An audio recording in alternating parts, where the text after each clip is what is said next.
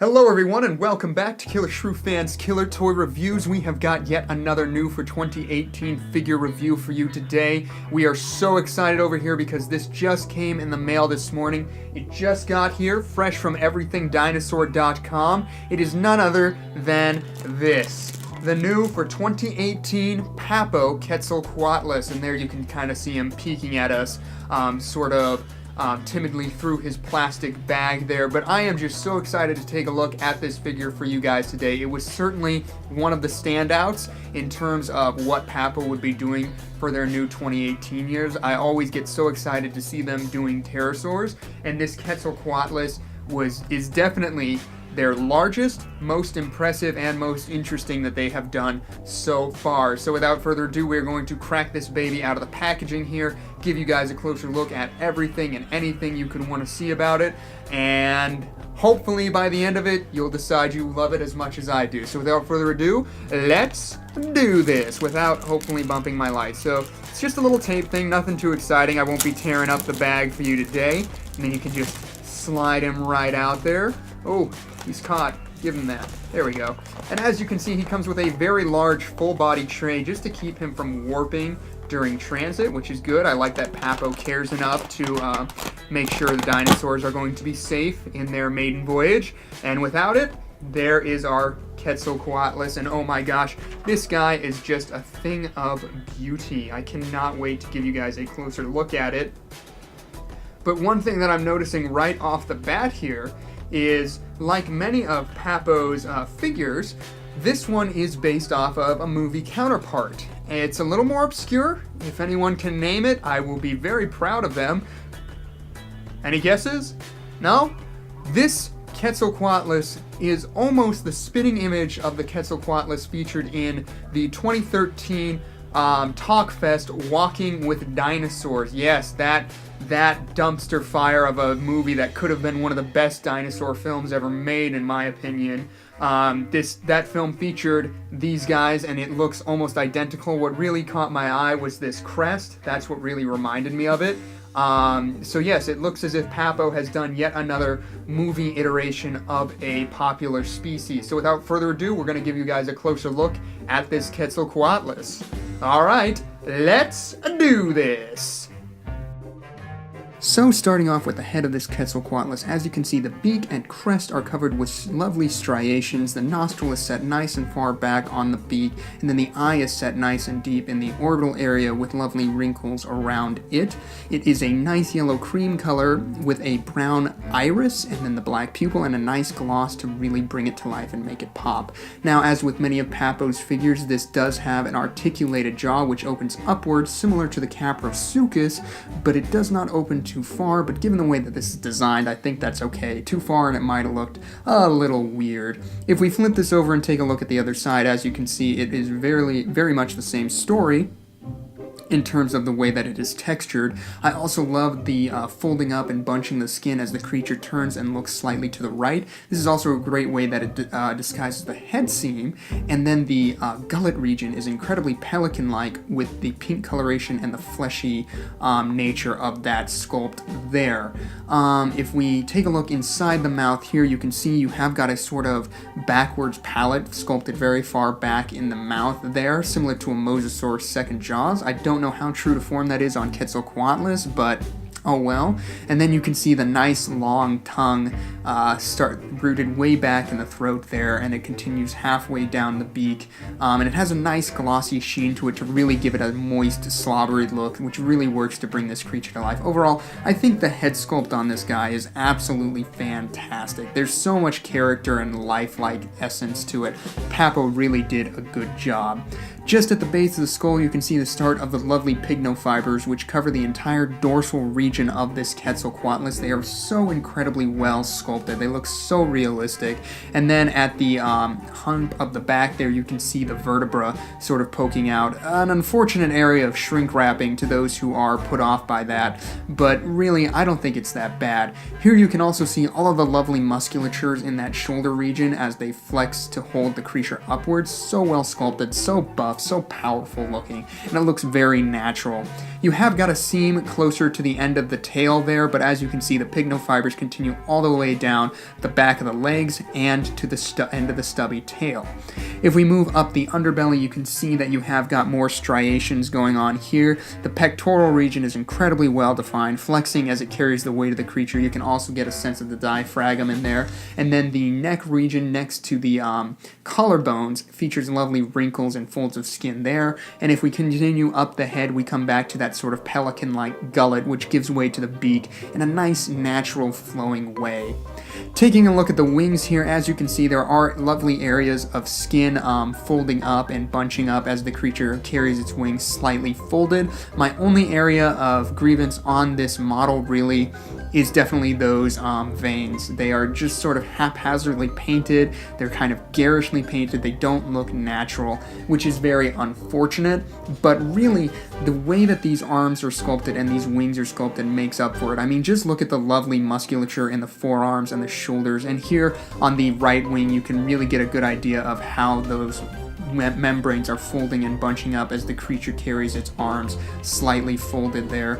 And I mean, just look at how delicate that arm looks, and then you get to the powerful forearms and then the nice muscular biceps. It just all works so well together. Looking at the legs here, you can see how the membranes attach to the legs, and then you've also got a thin membrane going from the back of the foot to the tail, which also features lovely wrinkles and bagging areas as the creature stands in a certain way. It's just beautiful stuff that Papo did with these wings, and it really deserves to be commended. I mean, my gosh, they look fantastic. Like I said, my only area of complaint is definitely those veins, but everything else just makes up for it. Everything else is just so good, it draws your eyes away from it. Taking a look at the underbelly, I mean, just look at how well those membranes connect to the midsection down here. Look at how natural that looks. It is fantastic.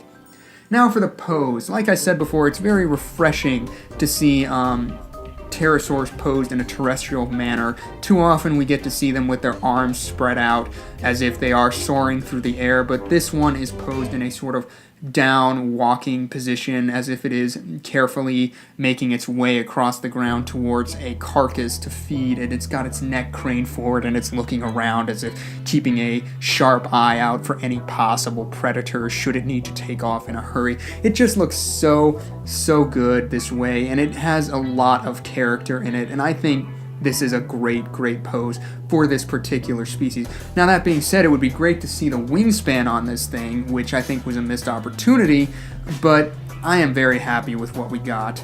Now, as far as the coloration goes, it seems Papo have gone back to their dull colors for most of this Quetzalcoatlus. You've got a sort of tan brown for the pycnofibers, a cream color for the wings, purple for the veins, and then a sort of brown and black tip on the wings. But just as in the Therizinosaurus model, which we recently reviewed on this channel, they did save a certain area for popping colors, for very vibrant colors. They sort of chose a specific point to apply that, and that is, of course, on these pycnofibers on the back of the neck here. They have this lovely turquoise coloration going on, and that carries us up to the head, where you have got that absolutely beautiful crest, which is painted fiery colors of yellow gradiating into orange, gradiating into black, and then of course it is striped with this black, and it just, that area right there just sells me on this entire model. It is so good and eye-catching, and it gives your eye a place to land and to go to and to focus on.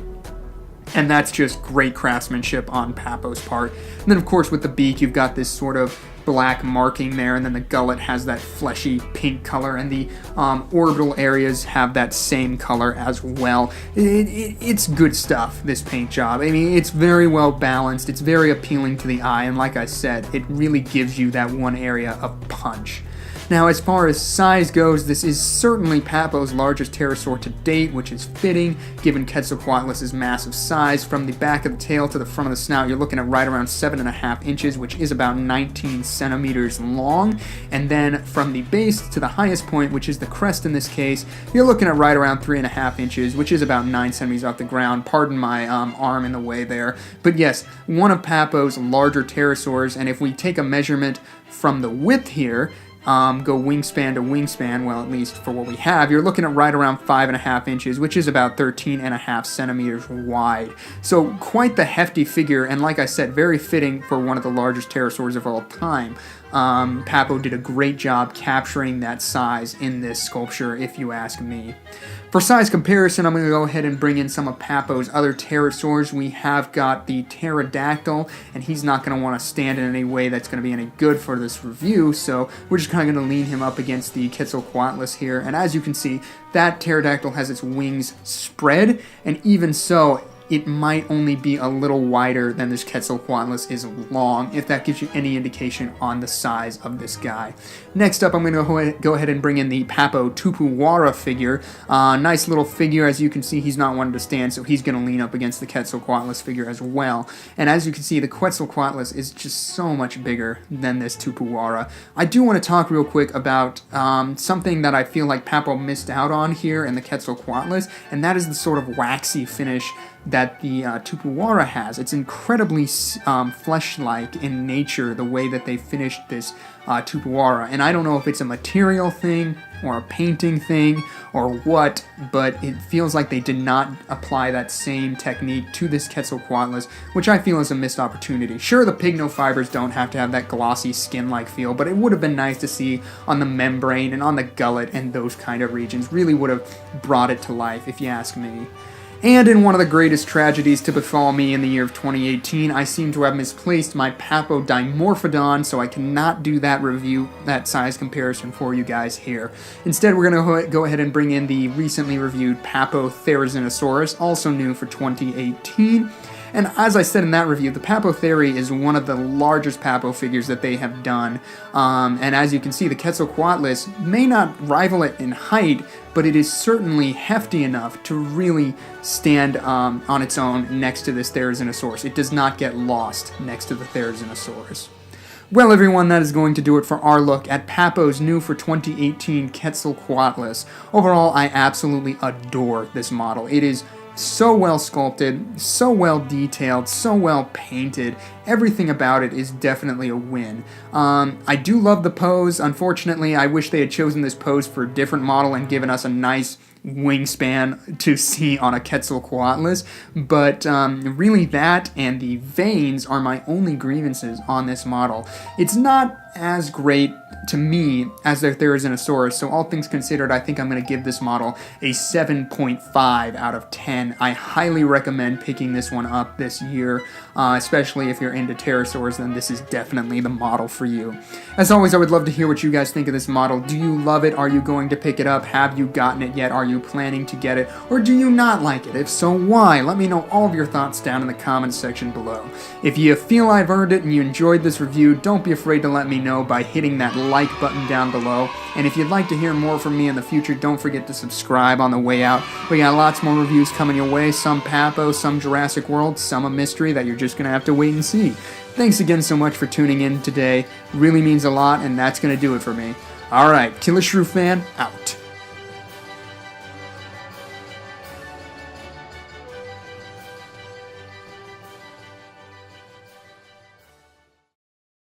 If by now you've decided you love the Papo Quetzalcoatlus as much as I do and you want to get one for yourself, head on over to everythingdinosaur.com for this figure and so many other dinosaur-related products. With great service and fast shipping, Everything Dinosaur is a great dinosaur shopping experience.